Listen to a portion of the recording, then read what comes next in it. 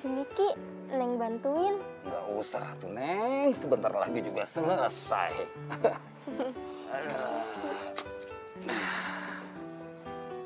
Hai teman-teman, aku lagi bersama Aki nih. Akiku sehari-hari jualan kelapa. Nih, kelapanya. Banyak kan? Akiku memetik sendiri loh di kebun kelapa.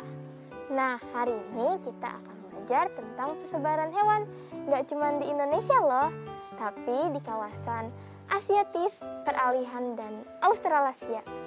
Kita juga akan belajar kenapa hewan bisa punah dan upaya bagaimana agar hewan tidak bisa punah. Lebih dari itu, kita akan belajar tentang garis Wallace dan garis Weber. Pasti seru. Assalamualaikum. Waalaikumsalam. Waalaikumsalam. Neng, itu teman kamu si Dania sudah datang. Ya, dan sini. Aku lagi menyapa teman-teman nih di rumah. Hai teman-teman, nanti di numerasi kita akan belajar menghitung rata-rata atau min dengan cara membagi jumlah data dengan banyak data. Iya, kita akan menghitung rata-rata berdasarkan data yang disajikan dalam tabel. Jangan lupa siapkan alat tulis kalian ya, dan berdoa sebelum belajar.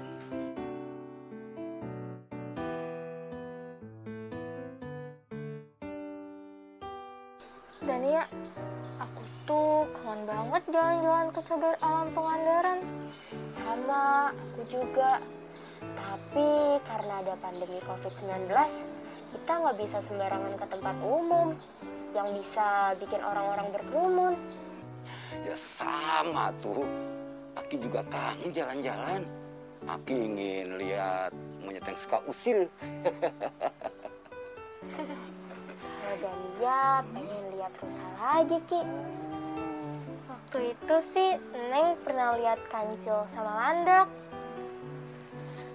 Aku pengen deh lihat gajah, tapi nggak ada di Cagar Alam Pangandaran. Gajah adanya di Sumatera, Dan. Kalau aku sih pengen lihat komodo.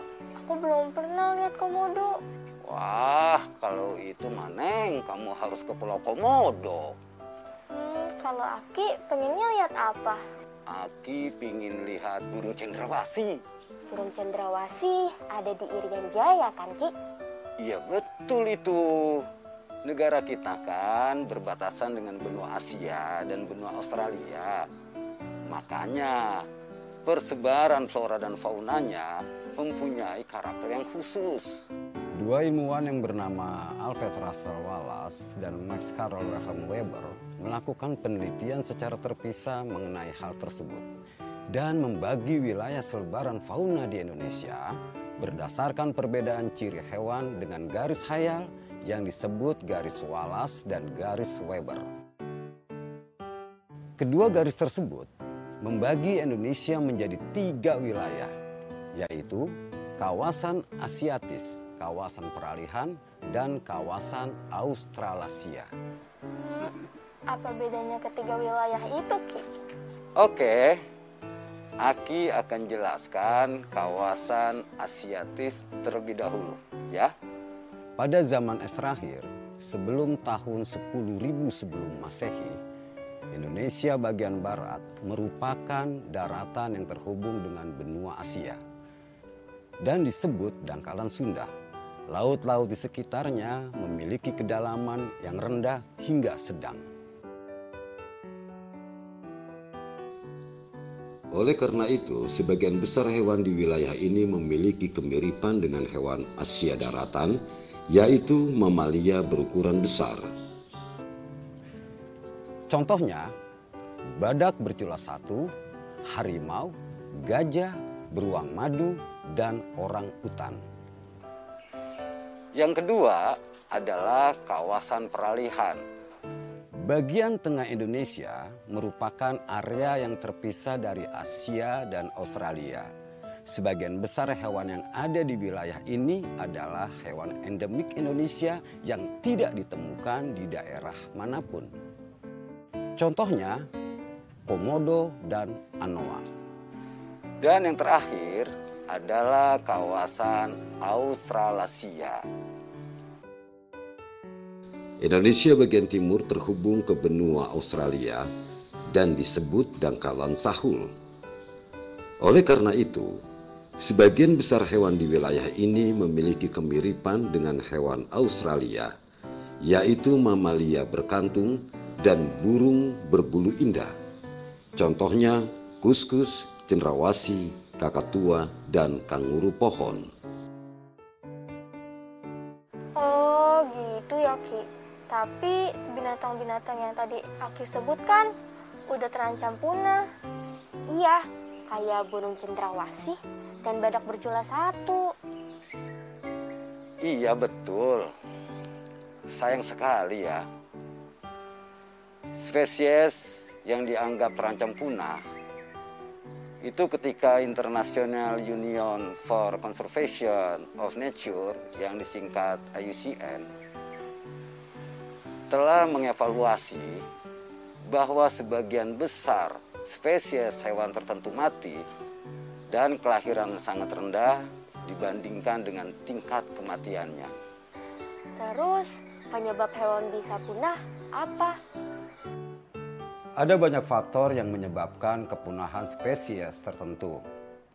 Sebagian besar dari faktor tersebut adalah ulah manusia. Dalam usaha memenuhi kebutuhan hidupnya, terkadang manusia merusak habitat hewan dan mengganggu ekosistem. Misalnya dengan melakukan deforestasi, penambangan, dan perburuan liar. Kalau gitu seharusnya manusia bisa menjaga dan melestarikan hewan dong Ki.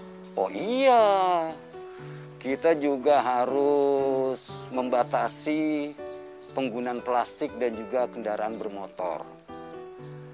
Karena sampah plastik dan polusi udara sangat merugikan spesies hewan dan tumbuhan. Sampah plastik yang dibuang ke sungai akan berakhir di laut, sehingga membutuhkan waktu ratusan tahun untuk terurai, sehingga mengganggu kehidupan di laut. Iya, aku pernah lihat di YouTube. Ada penyu di laut yang gak sengaja mengonsumsi plastik atau terjaring tumpukan sampah. Selain itu, polusi udara sangat mempengaruhi kualitas bumi sebagai tempat hidup berbagai macam makhluk. Nah, oleh karena itu, kita harus melakukan pelarangan perburuan liar dan pengembangan lahan. Dan yang tidak kalah pentingnya, kita harus menciptakan perlindungan khusus seperti cagar alam, taman nasional, hutan lindung, dan suaka marga satwa. Teman-teman, setelah mendengar penjelasan Aki tadi, apakah kalian bisa menyebutkan ciri-ciri hewan dari wilayah Asiatis, peralihan, dan Australasia? Serta sebutkan contoh hewannya ya. Aku masih ingat ciri-ciri hewan dari kawasan Asiatis. Apa coba? Hewan yang ada di kawasan Asiatis umumnya mamalia berukuran besar. Contohnya badak bercula satu, gajah, beruang madu, dan orangutan. Yap, betul. Nah, teman-teman, sekarang kalian tinggal sebutkan ciri-ciri hewan dari peralihan dan Australasia. Sebutkan jawabannya di kolom berikut ya. Jika sudah selesai, jangan lupa tunjukkan hasil kerja kalian ke orang tua atau guru kalian ya.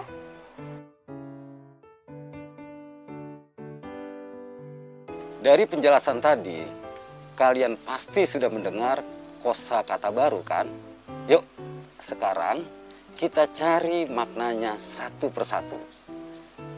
Yang pertama, cagar alam. Neng tahu nggak artinya? Cagar alam artinya daerah yang kelestarian hidup tumbuh-tumbuhan dan binatang yang terdapat di dalamnya dilindungi oleh undang-undang dari bahaya kepunahan. Betul itu. Nah, tadi ada kata deforestasi. Kalian tahu nggak artinya? Dania belum pernah dengar. Apa artinya, Ki? Deforestasi artinya penebangan hutan. Terus kalau kata ekosistem, Dania tahu nggak artinya? Tahu. Ekosistem artinya keanekaragaman suatu komunitas dan lingkungannya yang berfungsi sebagai suatu satuan ekologi dalam alam. Betul, Dania hebat. Tadi ada kata endemik. Neng tahu artinya? Nggak tahu, Ki. Endemik artinya secara tetap terdapat di tempat-tempat tertentu. Nah, kalau hayal, tahu nggak artinya, Neng? Tahu, hayal artinya hasil angan-angan. Betul kan, Ki? Betul, kalian hebat. Tadi ada kata mengevaluasi artinya menilai. Nah, sekarang yang terakhir, kata suaka marga satwa. Kalian tahu nggak artinya? Aku tahu. Artinya, cagar alam yang secara khusus digunakan untuk melindungi binatang liar di dalamnya. Betul, kalian berdua memang hebat. Nah, kalian sudah belajar kosakata menurut Kamus Besar Bahasa Indonesia. Nah, sekarang kita belajar melengkapi kalimat rumpang dengan kata-kata yang tadi. Setuju? Setuju. Selain merusak titik-titik hutan, titik-titik yang dilakukan secara tidak terkendali akan mengakibatkan banjir, berkurangnya penghasil oksigen, dan tanah longsor. Selain merusak ekosistem hutan, deforestasi yang dilakukan secara tidak terkendali akan mengakibatkan banjir, berkurangnya penghasil oksigen, dan tanah longsor. Betul. Sekarang Dania ya. Titik-titik Kawah Ijen berlokasi di Kabupaten Banyuwangi dan Kabupaten Bondowoso. Di kawasan ini terdapat hutan pegunungan kering yang didominasi pohon cemara. Sementara itu, burung yang hanya bisa ditemukan di kawasan ini antara lain walik kepala ungu dan cekakak Jawa. Cagar alam Kawah Ijen berlokasi di Kabupaten Banyuwangi dan Kabupaten Bondowoso. Di kawasan ini terdapat hutan pegunungan kering yang didominasi pohon cemara. Sementara itu, burung yang hanya bisa ditemukan di kawasan ini antara lain walik kepala ungu dan cekakak Jawa. Betul, 100 untuk Dania. Sekarang yang terakhir ya. Titik-titik di kawasan Pulau Komodo dan Pulau Rinca melindungi satwa titik-titik Nusa Tenggara Timur, yaitu komodo. Suaka marga satwa di kawasan Pulau Komodo dan Pulau Rinca melindungi satwa endemik Nusa Tenggara Timur, yaitu komodo.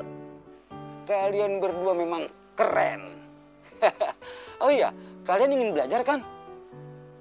Sebentar ya, Aki ambilkan meja kecil dulu.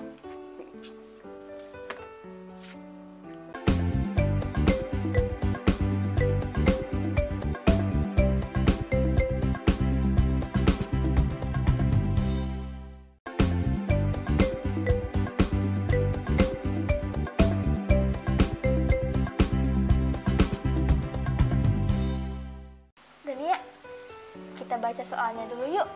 Abis itu kita bahas bareng-bareng. Oke, biar teman-teman juga bisa pada tahu cerita kita. Oke. Pada suatu hari, Rudy pergi ke kebun binatang bersama keluarganya. Rudy senang sekali karena akan melihat berbagai jenis hewan. Sesampainya di kebun binatang, Rudy melihat papan informasi yang terpampang di dekat pintu masuk. Papan tersebut memuat beberapa informasi, di antaranya data banyaknya pengunjung kebun binatang selama seminggu terakhir.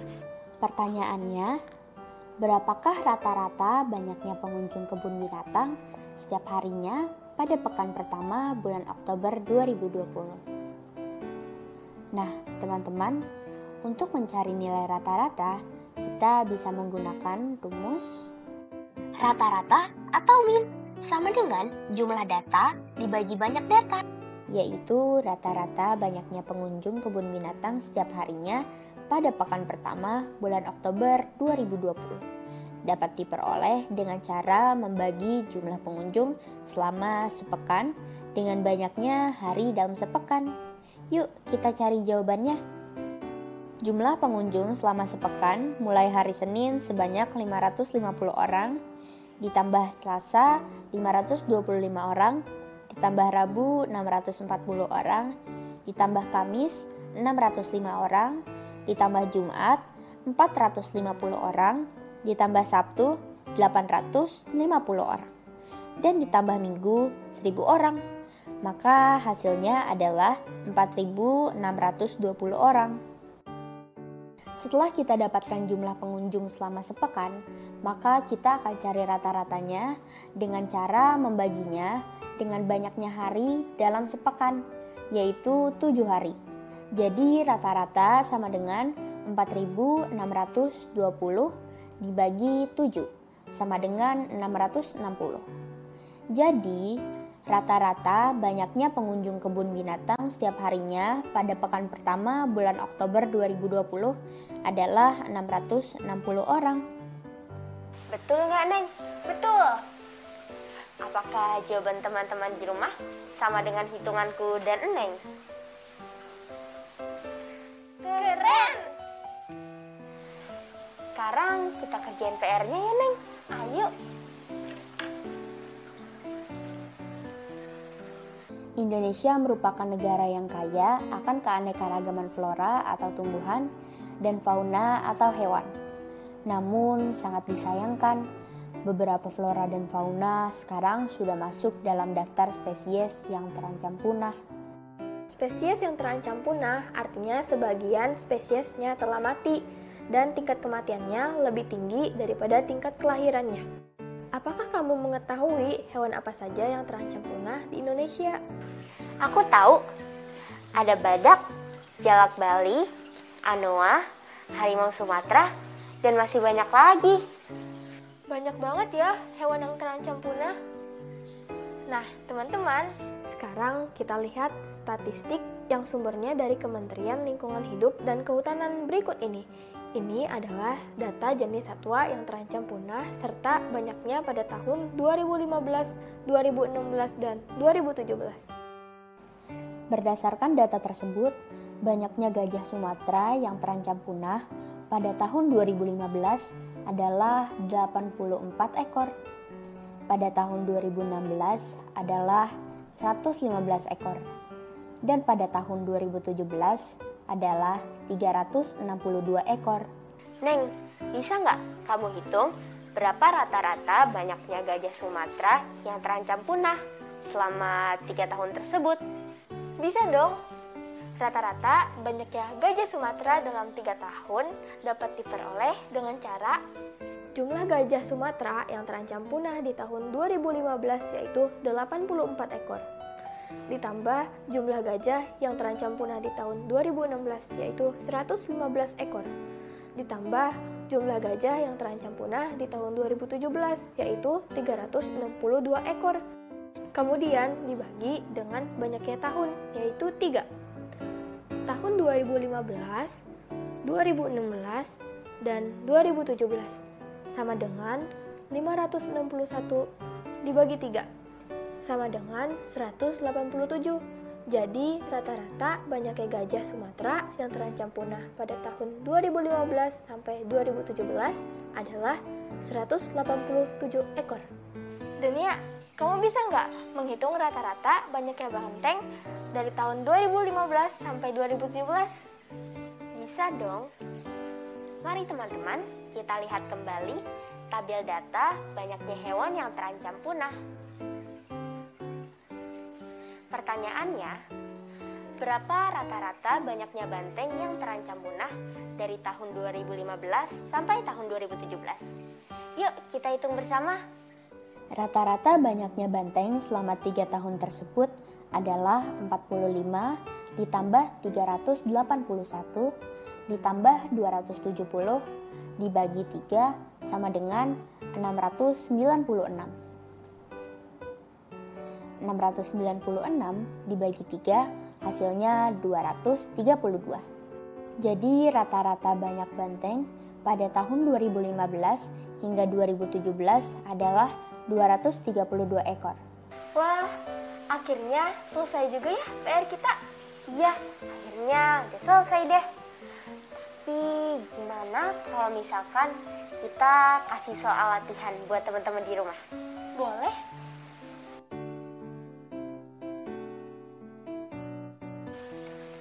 Teman-teman di rumah, siapkan alat tulismu ya, dan kerjakan dengan percaya diri, oke? Teman-teman, tahu nggak salah satu tanaman asal Indonesia yang terancam punah? Namanya adalah pohon ulin. Pohon ulin sering juga disebut bulian atau kayu besi karena menghasilkan kayu yang sangat kuat. Habitat asli pohon ulin kini semakin berkurang. Pertumbuhan pohon ulin juga relatif lambat. Hal ini menyebabkan pohon ulin termasuk spesies yang terancam punah. Pada sebuah penelitian diketahui bahwa pemberian mikoriza dapat memicu pertumbuhan pohon ulin. Mikoriza adalah jamur yang bersimbiosis dengan akar tanaman, sehingga penyerapan unsur hara yang dibutuhkan tanaman dapat menjadi lebih efektif. Pada penelitian tersebut dilakukan penanaman 5 pohon ulin tanpa pemberian mikoriza dan penanaman 5 pohon ulin dengan pemberian mikoriza. Setelah 1 tahun diperoleh data tinggi tanaman sebagai berikut. Perhatikan datanya ya teman-teman, bila perlu kalian catat, lalu jawablah pertanyaan berikut ini. Pertanyaan pertama, berapakah rata-rata tinggi pohon ulin yang ditanam tanpa pemberian mikoriza setelah 1 tahun? Pertanyaan kedua, rata-rata tinggi pohon ulin yang ditanam dengan pemberian mikoriza setelah 1 tahun adalah 61 cm. Pernyataan tersebut benar atau salah? Jelaskan jawabanmu. Kerjakan di buku catatanmu ya. Jika sudah selesai, kamu bisa memberikannya kepada guru atau orang tuamu. Teman-teman, apakah kalian sudah paham dengan pelajaran hari ini? Tadi kita sudah belajar tentang persebaran hewan di Indonesia yang terbagi menjadi 3, yaitu kawasan Asiatis, kawasan peralihan, dan kawasan Australasia. Kita juga sudah mempelajari flora dan fauna yang terancam punah di Indonesia. Apa penyebab kepunahan dan bagaimana cara mencegah kepunahannya. Di numerasi, kita sudah melihat data-data flora dan fauna dari tahun 2015 sampai tahun 2017. Kita sudah menghitung rata-ratanya. Terima kasih ya sudah menemani aku dan Neng belajar. Nah, tetap belajar dari rumah dan jangan lupa untuk selalu menggunakan masker, mencuci tangan, dan menjaga jarak agar kita ikut mencegah penyebaran COVID-19. Sampai jumpa! Tetap belajar dari rumah ya teman-teman. Jaga jarak, rajin cuci tangan, dan pakai masker agar kita ikut mencegah penyebaran COVID-19. Sampai jumpa!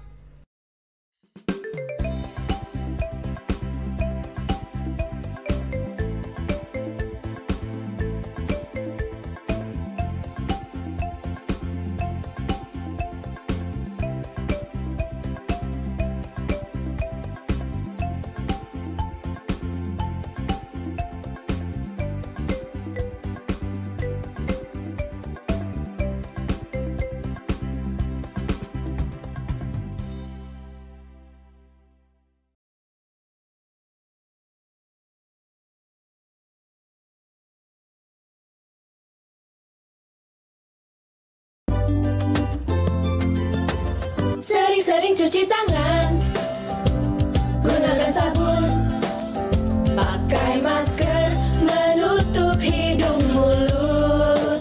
Jangan lupa jaga jarak saat ketemu orang. Makan yang bergizi, jaga kesehatan. Anak Indonesia, anak Jangan kendor, jaga kesehatan.